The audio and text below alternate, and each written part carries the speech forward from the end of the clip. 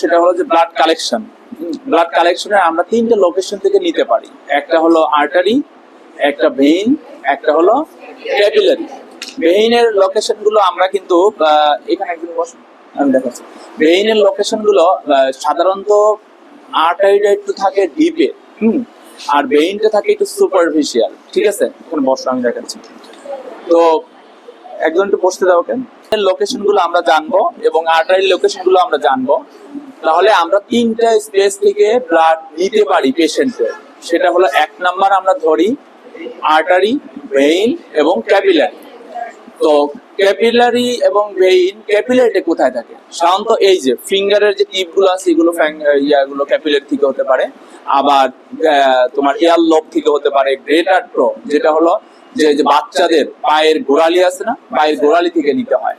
হ্যাঁ, তো এখন প্রশ্ন হলো যে আমরা কখন ক্যাপিলারি থেকে নিব, কখন আমরা ভেইন থেকে নিব, কখন আমরা ক্যাপিলারি থেকে ব্লাড কালেকশন করতে পারি। তো বিভিন্ন জায়গা থেকে আমরা নেওয়ার সব সময় কিন্তু আমরা সব লোকেশন থেকে নিব না। যেমন খুব সামান্য পরিমাণ যখন ব্লাড লাগবে, যেমন ব্লাড গ্রুপিং বা একটা হিমোগ্লোবিন, শায়ালিজ মেথডের মাধ্যমে আমরা করব, বা সুগার করব, বা বিটি-সিটি করব। বিটি মানে ব্লিডিং টাইম, সিটি মানে ক্লটিং টাইম। যখন এই ধরনের টেস্ট গুলো থাকবে সেই সময় আমাদের খুব সামান্য ব্লাড লাগতেছে। যেমন ব্লাড গ্রুপিং এর ক্ষেত্রে যদি আমরা ব্লাড গ্রুপিং এর দিকে যাই, এভাবে একটা যে স্লাইড নেই, এই স্লাইডটা দেখা যাচ্ছে আমরা তিনটা জিনিস নিলাম, এনটিএ, এনটিবি, এনটিটি। হ্যাঁ, তো এইখানে আমরা যদি ব্লাড গ্রুপিং এর ক্ষেত্রে আমাদের 3 ড্রপ ব্লাড হলে হয়ে যাচ্ছে, তাহলে সেক্ষেত্রে আমরা ক্যাপিলারিতে যদি ফিঙ্গার প্রিক করে নিতে পারি, সেটা আমরা করতে পারছি। সুগার টেস্ট করার ক্ষেত্রে যখন আমরা আলট্রা যে মেশিন গুলো আছে, 1 ড্রপ ব্লাড হলে সুগারটা আমরা মেজারমেন্ট করতে পারি, তাই না? আবার বিটি-সিটির ক্ষেত্রেও আমরা 1 ড্রপ ব্লাড নিয়ে করতে পারি। তো তাহলে এই বিটি-সিটিটাও আমরা ইনস্ট্যান্ট টেস্ট করতে পারি, খুব সামান্য ব্লাড লাগতেছে। আবার বাচ্চাদের ক্ষেত্রে যেমন একদিনের বাচ্চা, বা দেখা গেলো যে হয়েছে 4-5 ঘন্টা আগে, তার ব্লাড গ্রুপিং করার প্রয়োজন, সেক্ষেত্রে আমরা কিন্তু গ্রেটার টো থেকে নিতে পারি, অথবা এই যে ইয়ার লোব, এটাকে বলা হয় ইয়ার লোব, এখানে প্রিক করেও নিতে পারি, কারণ আমার ব্লাড গ্রুপিং এর জন্য 3 ড্রপ ব্লাড লাগবে। আর বাচ্চাদের সাধারণত পায়ের যে গোড়ালি আছে, গোড়ালিতে বেশি রক্ত থাকে, দেখবা, যেগুলো লাল থাকে সবসময়, তো ওইগুলো নিয়ে ইনস্ট্যান্ট ব্লাড গ্রুপ করা যেতে পারে। বাচ্চাদের ইনস্ট্যান্ট ব্লাড গ্রুপের প্রয়োজন হতে পারে যদি নেগেটিভ মায়ের ক্ষেত্রে, নেগেটিভ মা বাচ্চা প্রসব করেছে, সেই ক্ষেত্রে দেখা যাচ্ছে যে আমাদের প্রয়োজন হতে পারে যে নেগেটিভ মা কেমন বাচ্চা হয়েছে, সেটা পজিটিভ বাচ্চা না নেগেটিভ বাচ্চা, এটা দেখার জন্য। কারণ পজিটিভ বাচ্চা হলে আবার মায়ের একটা এনটি-ডি ইনজেকশন দিতে হয়। তো সেক্ষেত্রে এই ধরনের আমরা ইমার্জেন্সি কেস, খুব স্বল্প যখন ব্লাড লাগে, তখন আমরা ক্যাপিলারির মাধ্যমে নিতে পারি। আদারওয়াইজ যদি আমাদের সেরোলজিক্যাল টেস্ট থাকে, ইমিউনোলজিক্যাল টেস্ট থাকে, বায়োকেমিক্যাল টেস্ট থাকে, বা অনেকগুলো টেস্ট থাকে, সিবিসি থাকে, সেক্ষেত্রে কিন্তু আমরা ভেইন থেকে নিতে পারি। আর্টারি থেকে সাধারণত কার্বন ডাইঅক্সাইড দেখার জন্য বা এবিজি গ্যাস দেখার জন্য আর্টারি থেকে নেওয়া হয়। ঠিক আছে, তো আমরা মেইনলি কিন্তু ফাংশনটা ভেইন থেকে ব্লাডের কালেকশনটা বেশি লাগে। তো এই কালেকশন করার ক্ষেত্রে আমাদের কিছু প্রসিডিউর মেইনটেইন করতে হয়। যেমন এখানে কিছু কালেকশন সেট আছে, ভ্যাকুটেইনার সেট। এর আগে বলেছিলাম যে ভ্যাকুটেইনার সেটের মাধ্যমে আমরা ব্লাড কালেকশন খুব সহজভাবে নিতে পারি। আর আরেকটা ব্লাড কালেকশনের ক্ষেত্রে আমরা ফলো করতে পারি, সেটা হলো যেমন এই যে এখানে একটা সাপোজ একটা ভেইন, আমাদের একটা ভেইন আমরা এমনি আগে ফেললাম, এইখানে যদি আমি এভাবে প্রিক করি, একটা নিডল দিয়ে যেভাবে প্রিক করি, দেখা যাচ্ছে যে এইটা যদি নিডল হয়, এখানে প্রিক করার পরে দেখবা যে এইখানে কিন্তু প্রিক করার পরে এখানে ব্লাডটা চলে আসে। এখানে দেখা যাচ্ছে যে এই যে এখানে প্রিক করার সাথে সাথে আমাদের এইখানে ব্লাডটা চলে আসে না, তখন আমরা বুঝতে পারি যে নিডলে ব্লাডটা আসছে। এখন যদি এই অবস্থায় আমি এভাবে ফিক্সড করে ব্লাডটা ড্র করতে চাই, তাহলে কিন্তু আমার ব্লাডটা ড্র হবে। এখন পেশেন্ট যদি নড়াচড়া করে বা খুব করে, তখন দেখা যাচ্ছে যে এইটা কিন্তু ডিসলোকেশন হয়ে যাবে। মানে এই যে নিডলের পয়েন্টটা ডিসলোকেশন হলো, এমন হইতে পারে যেটা পাস করে চলে আসছে এখানে। তো এইখানে যদি আমার চলে আসে, এভাবে যদি চলে আসে, তার মানে কি হবে, যে ভেইনের যে রাস্তাটা, যে ফ্লোরটা, যে ওয়ালটা, সেটাকে পাস করে মাসেলে চলে আসলো। মাসেলে আসার পরে কি হলো, তার মানে এই যে নিডল যে ব্লাডটা যাবে, সেটা কিন্তু তার ব্লক হয়ে গেল। ব্লক হয়ে গেলে তখন তুমি যতই ব্লাড টানো না কেন, তুমি কিন্তু ব্লাড আসবে না। তখন তুমি বুঝবা যে কি ব্যাপার স্যার, একটু আগে ব্লাড আসলে এখন তো আসতেছে না।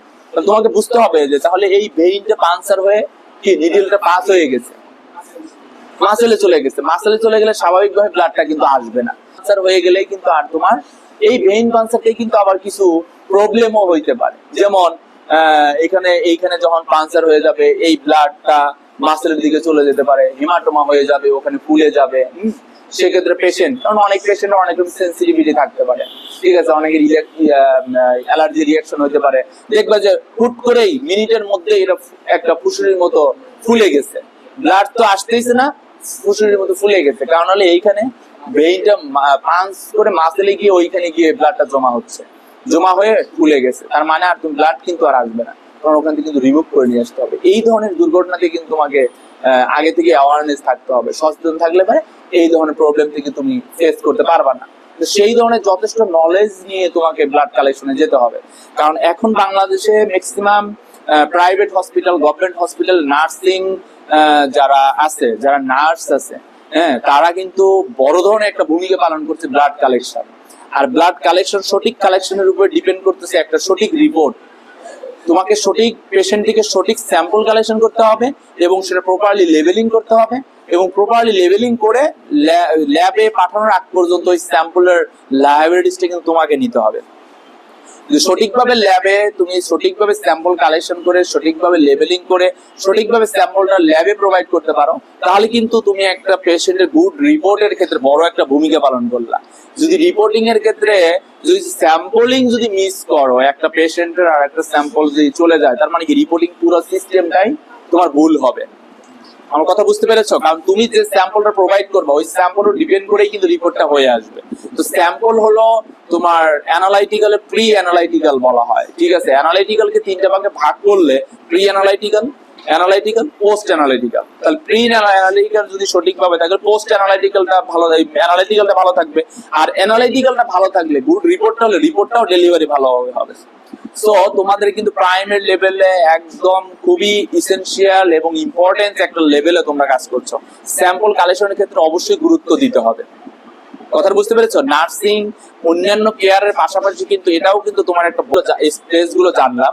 তো আমরা আসলে আধুনিক হসপিটাল গুলোতে এখন বর্তমান কিন্তু অনেকগুলো আমরা পেশেন্ট স্যাম্পল কালেকশন করার পূর্বেই আমরা দেখে নিব যে ওই পেশেন্টের কি কি আমাদের ইনভেস্টিগেশন দেওয়া আছে, একজন ডক্টর কি অর্ডার করে গেছেন সেটা আমরা ফলো করব, এবং সেই অর্ডার অনুযায়ী আমরা পেশেন্টের কিন্তু স্যাম্পল কালেকশনের ব্যাপারটা চিন্তা করব।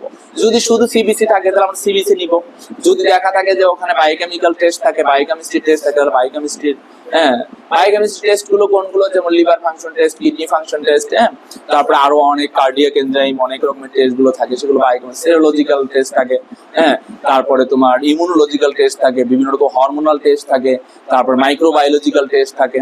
তো আমাদের যে ইনভেস্টিগেশনের ইয়েগুলো দেখে আমরা আমাদের ডিসিশন নিব যে আমার পেশেন্টের কি ধরনের স্যাম্পল কালেকশন করতে হবে এবং কি ধরনের আমার প্রস্তুতি নিতে হবে। সেটা আমাদের জাস্ট অর্ডার যেটা ফলো আছে, ডক্টর যেটা ইনভেস্টিগেশন ফলো দিয়ে গেছে, অর্ডার দিয়ে গেছে, আমরা ওইভাবে আমাদের অগ্রসর হতে হবে। তো এর আগে আমাদের জানতে হবে আমাদের টিউব গুলো সম্পর্কে আমরা একটু নলেজ নেই, যে কোনটাতে কি টিউব আমরা কি ধরনের স্যাম্পল ইউজ করব। তো এই যে একটা আমাদের এখানে কয়েক রকমের টিউব আছে, এটা একটা কালার, এটা আমরা সবাই চিনি। এই কালারটার নাম কি? Purple colour. এই পার্পল কালারের আমরা সাধারণত এখানে থাকে ডাই পটাশিয়াম ইডিটিএ, ঠিক আছে, একটা অ্যান্টিকোয়াগুলেন্ট থাকে। এই ইডিটিএ অ্যান্টিকোয়াগুলেন্টটা এর মধ্যে দেওয়া আছে এবং দেওয়াই থাকে, এবং যেহেতু এটা ভ্যাকুটেনের মাধ্যমে আমরা নিব, এর মধ্যে কিন্তু একটা নেগেটিভ প্রেসার থাকে। তো এইটা দেখা যাচ্ছে যে আমরা যখন ভ্যাকুটেনের প্রেস করব, ব্লাড অটোমেটিকলি কিন্তু চলে আসে। কিন্তু এই যে পার্পল কালারের, এটা আমরা কি জন্য ইউজ করব? সিবিসির জন্য। সিবিসি, হিমোগ্লোবিন, ইএসআর আমরা এই টিউবে ব্লাড কালেকশন করতে পারি। তো এটাকে আমরা কতটুকু দেখবো? আমরা সাধারণত দেখবো যে টিউবে কালেকশন করব সেই টিউবের আমরা কম্পোজিশনটা দেখে নিব, ডেট অফ এক্সপায়ারি দেখে নিব, এবং এই টিউব আমাকে কতটুকু কালেকশন করতে বলেছে। এগুলো কোম্পানি ভেদে কম বেশি হতে পারে, এই জন্য আমরা এটা ফলো করবো। এটা ফলো করাটা হলো আইডিয়াল নিয়ম। তো আমাদের এখানে এই যে অ্যান্টিকোয়াগুলেন্টের নাম লেখা আছে, তারপর নিতে হবে এখানে 2 ml নিতে হবে। তারপরে এখানে যে দেখাই যাচ্ছে যে এখানে অ্যান্টিকোয়াগুলেন্ট দেওয়া আছে। তা আমরা ব্লাডটা ড্র করার পরে এটা কিন্তু আমরা প্রপারলি শেক করে নেব, মিক্স করে নিব। মিক্স করে নিলে কি হবে? আমার যে এখানে যে অ্যান্টিকোয়াগুলেন্ট থাকবে এর সাথে ব্লাডটা পুরোপুরি মিক্স হয়ে যাবে। মিক্স হয়ে গেলে আমার এখানে ক্লট হওয়ার সম্ভাবনা থাকবে না। আর ক্লট যদি হয়ে যায় তাহলে কিন্তু এটা থেকে সঠিক রিপোর্ট আসবে না। এই অ্যান্টিকোয়াগুলেন্ট দেওয়ার অর্থই হলো ব্লাডটা প্রপারলি মিক্স করে দিবে যাতে ক্লট না হয়। ঠিক আছে, এই ক্লটটা হয়ে যাবে যদি তুমি এটা সঠিকভাবে যদি না মিক্স করো। দেখা গেলো ব্লাড কালেকশন তাড়াহুড়ো করে রেখে দিলা, হ্যাঁ, তাহলে কি হবে, এই তোমার এটা ভিতরে স্যাম্পল গুলো ব্লাড গুলো ক্লট হয়ে যাবে। আর জমাট বেঁধে গেলে আমাদের এটা টেস্ট হবে না। পরে এই স্যাম্পল ল্যাবে পাঠিয়ে দিলে আবার এটা রিজেক্ট করে তোমাদের কাছে ফেরত পাঠাবে যে না এটা টেস্ট হবে না। তো এই জন্য স্যাম্পল কালেকশন করার পরে তোমাকে ইনস্ট্যান্ট এটাকে সাথে সাথে মিক্স করে নিতে হবে। মিক্স করে তুমি রেখে দাও, তাহলে আর এই স্যাম্পলটা ক্লট হবে না। তাহলে আমরা এই টিউবে সাধারণত কি নিতে পারি, সিবিসির জন্য, হিমোগ্লোবিনের জন্য এগুলো। তারপরে আসো এই যে আরেকটা, এটা কি colour, blue colour, sky blue বলো আর ব্লু বলো। এইটাতে আমাদের সাধারণত এটাতে অ্যান্টিকোয়াগুলেন্ট দেওয়া আছে। দেখো অ্যান্টিকোয়াগুলেন্ট এটাতে কি দেওয়া আছে, অ্যান্টিকোয়াগুলেন্ট দেওয়া আছে যে 3.2%, হ্যাঁ, সোডিয়াম সাইট্রেট। সোডিয়াম সাইট্রেট একটা অ্যান্টিকোয়াগুলেন্ট, এটা প্রিভেন্ট করে তোমার ব্লাড কোয়াগুলেশনে প্রিভেন্ট করে। তাহলে সেই ক্ষেত্রে এই যে 3.2% সোডিয়াম সাইট্রেট এটা দেওয়া আছে। এবং আরেকটা বিষয় যে এইখানে কিন্তু একটা প্রথম মার্ক করা আছে যে আমরা এই টিউবে ঠিক কতটুকু ব্লাড নিব। হ্যাঁ, এই ঠিক এতটুকু পরিমাণ এই যে মার্ক করা আছে, দেখো এই যে, হ্যাঁ, ব্ল্যাক একটা মার্ক করা আছে না, কালো কালো একটা দাগ আছে না, এই যে মার্ক করা আছে 2.2 ml।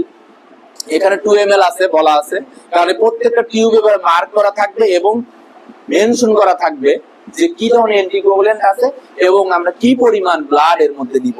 আমরা ব্লাড কালেকশন করার পূর্বে অবশ্যই যদি এই বিষয়টা আমার পরিচিত না থাকে বা আমার যে টিউবগুলো ব্যবহার করেছি সেটার মধ্যে না হয়, তাহলে আমরা অবশ্যই সেই টিউবগুলো দেখে নিব যে সেটার গাইডলাইন কি, কতটুকু আমরা স্যাম্পল দিব এবং সেটা কিভাবে কোন অ্যান্টিকোয়াগুলেন্ট দেওয়া আছে, মিক্স করতে হবে কিনা, এগুলো আমরা একটু দেখে নিব। আর যদি আমাদের জানা টিউবের মধ্যে পড়ে যায় তাহলে তো ওকে ফাইন, আর প্রয়োজন হচ্ছে না। এখানে 2 ml ব্লাড নিতে হবে এবং সেটা মার্ক করাই আছে, ঠিক আছে, এই লেভেল পর্যন্ত নিতে হবে। এখন প্রশ্ন হলো এই লেভেলে যদি আমরা বেশি নেই বা কম নেই তাহলে কিন্তু ইফেক্ট করবে। কারণ কি, কারণ হলো এখানে তো যে অ্যান্টিকোয়াগুলেন্ট দেওয়া আছে সেটা তোমার মাথায় রাখতে হবে, এটার জন্য নির্দিষ্ট রেশিও মেইনটেইন করে দেওয়া হয়েছে। এখন ডক্টর বলেছে একে 2 ml একটা ইনজেকশন দেওয়ার জন্য, তুমি 4 ml দিয়ে দিলা, তাহলে রোগী গ্রে কালার, এই গ্রে কালারের মাধ্যমে আমরা কিন্তু এখানে আমরা সুগারের জন্য আমরা এই টিউবে দিতে পারি। কোনটা, হ্যাঁ, এটা হলো না, এটা হলো তোমার প্রথম বিন টাইম, হ্যাঁ, পিটি, এপিডিটি, ডিডাইমার, ফিব্রিনোজেন, অর্থাৎ যে কোয়াগুলেশন যে ফ্যাক্টর গুলো থাকে সেগুলো, ঠিক আছে, কোয়াগুলেশন ফ্যাক্টর, পিটি প্রথম বিন টাইম, এপিডিটি, ঠিক আছে, তারপর হলো ডিডাইমার, ফিব্রিনোজেন, ফ্যাক্টর 8, 9, এরকম আরো অনেক টেস্ট আছে কোয়াগুলেশন ফ্যাক্টর, ঠিক আছে, সেগুলোর জন্য আমরা এটা নিতে পারি। আচ্ছা, আর এইটা হলো গ্রেড হলো অনলি সুগারের জন্য, ঠিক আছে।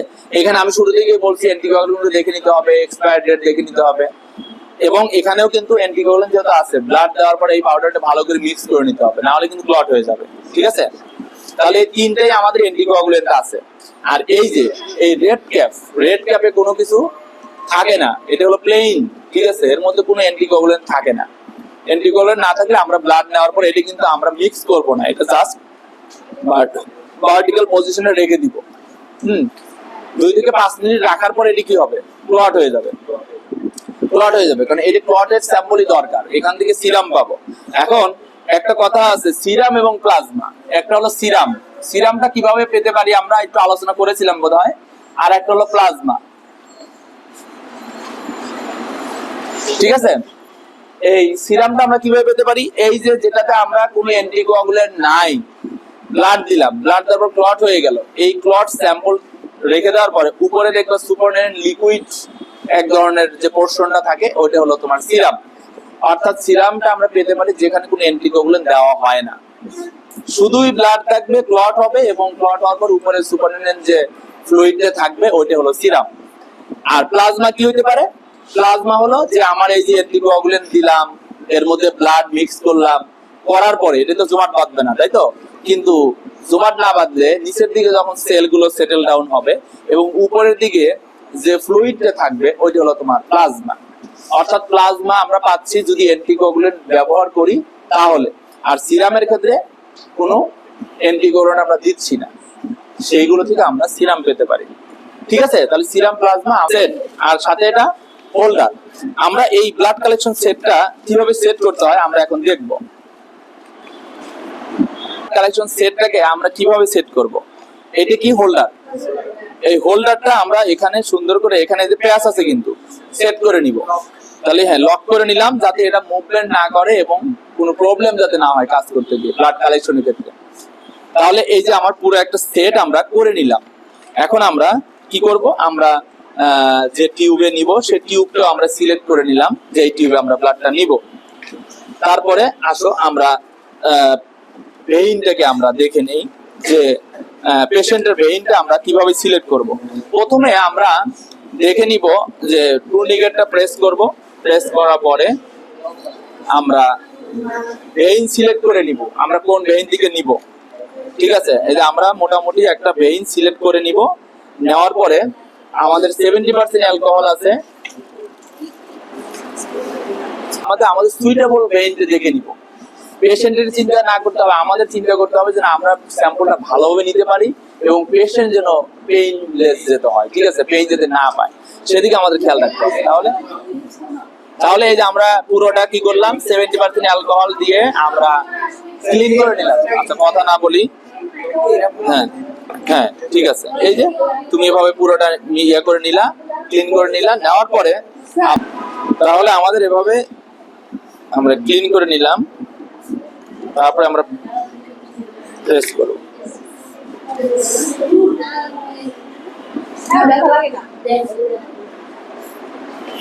দিয়ে দিলাম, হ্যাঁ এই যে দেখুন ব্লাড চলে আসছে না। এখন আমরা প্রেস করবো, প্রেস করলে দেখো চলে আসছে, এই চলে আসছে, আসছে না।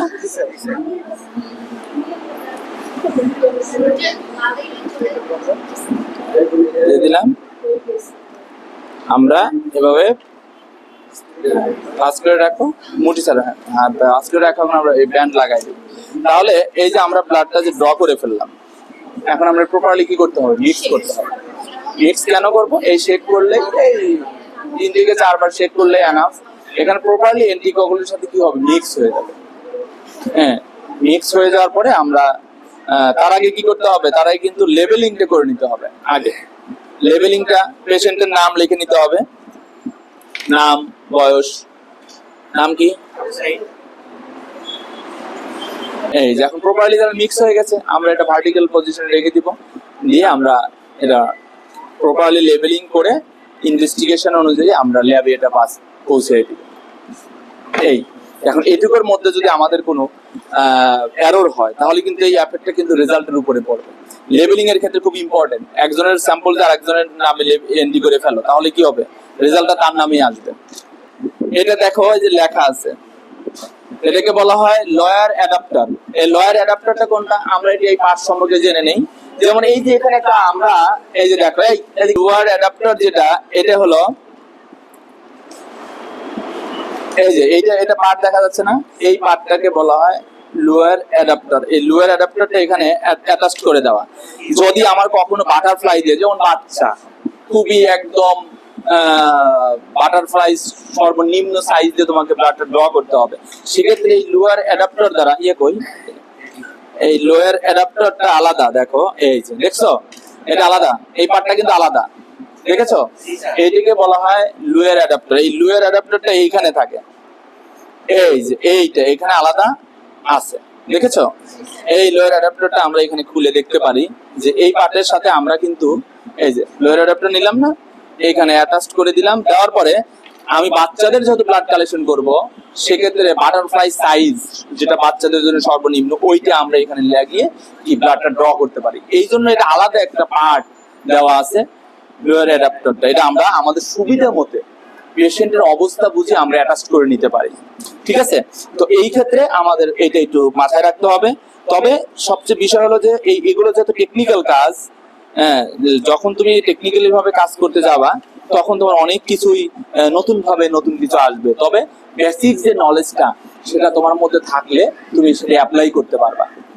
ঠিক আছে, আর এই প্রযুক্তিটা ইউজ করে বাংলাদেশে ম্যাক্সিমাম এখন প্রাইভেট হসপিটালগুলোতে এটাই ফলো করে 99%। আর কিছু সরকারি হসপিটালগুলোতেও এই ভ্যাকুটেনের মাধ্যমে ব্লাড ড্র করা হচ্ছে। আর যেখানে প্রচুর পেশেন্টের চাপ, হয়তোবা সিস্টেম এখনো ডেভেলপ করতে পারে নাই, সেক্ষেত্রে তোমার নিডল দিয়ে বা সিরিঞ্জ দিয়ে ব্লাড ড্র করতে হচ্ছে। তবে এইটা তোমাদের যেহেতু এখন বাড়ানোর পরেই তো তোমাদের সরকারি চাকরি হবে তা তো না। বিভিন্ন প্রাইভেট হসপিটালগুলোতে স্কয়ার, ইবনে সিনা থেকে শুরু করে ল্যাব 8, এবার কেয়ার, যে বড় বড় মডার্ন হসপিটাল, যতগুলো হসপিটাল প্রাইভেটে আছে সবগুলোই কিন্তু এই ভ্যাকুটেনের সাথে পরিচিত।